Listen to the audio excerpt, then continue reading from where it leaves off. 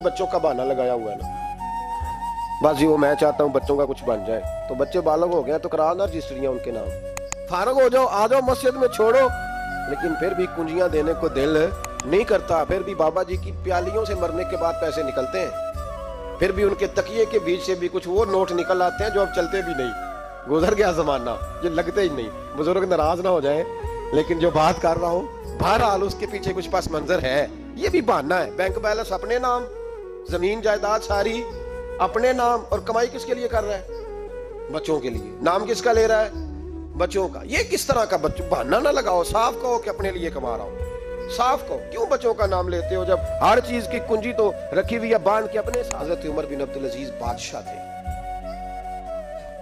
आवाज दी, घर में बैठे, बेटी पानी का प्याला तो लाओ।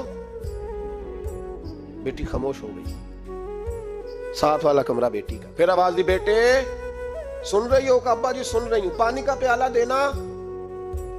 बेटी खामोश हो गई। तीसरी आवाज दी तो जौजा पानी लेके आ गई। देखो हुजूर पानी।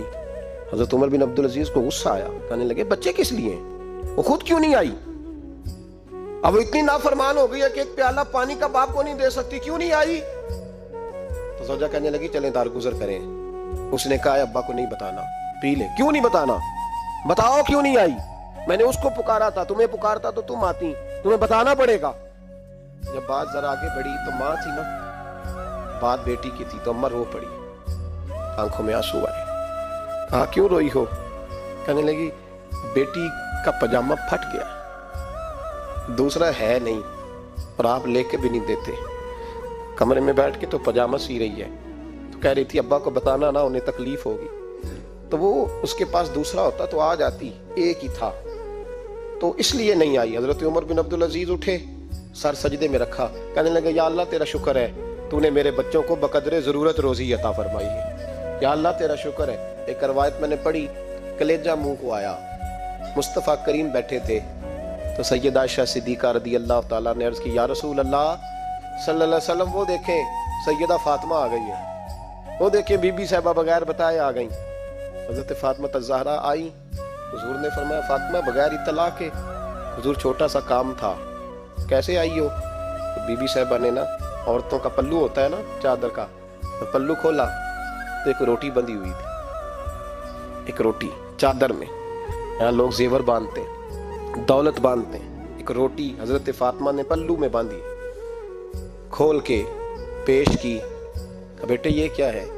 अब्बा जी कई दिनों से घर में रोटी नहीं पकी थी, आज अली कुछ जौ लाए थे, पीसे हैं, चंद रोटियां बनी हैं, तो बच्चों ने तो खा लिया, तो मेरे सामने भी एक रोटी आई थी, मैंने लुकमा तोड़ा है तो मुझे ख्याल आया पता नहीं मुस्तफ़ा ने खाया है कि नहीं खाया, पता नहीं हुजूर ने रोटी खाई है कि नहीं, मैं लेके हाजिर हो गई हूँ, मेहरबानी फरमाएं। तो फरमाया बेटे बैठ जा।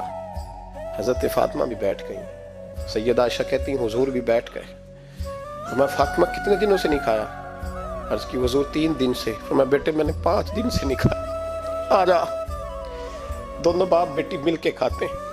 रोटी 2 हिस्सों में हुजूर ने बांटी। फरमाया चल आधी तू खा, आधी मैं खाता हूँ। हजरत फातिमा ने लुकमा तोड़ के मुंह में रखा तो रो पड़ी, हुजूर 5 दिन से नहीं खाई। फरमाया बेटे चुप कर, हमारा दुनिया से क्या ताल्लुक, एक पुल रह गया है, बस अल्लाह फिर जन्नत की सारी नेमतें अता फरमा। रोने वाली बात ही नहीं है इसमें, बस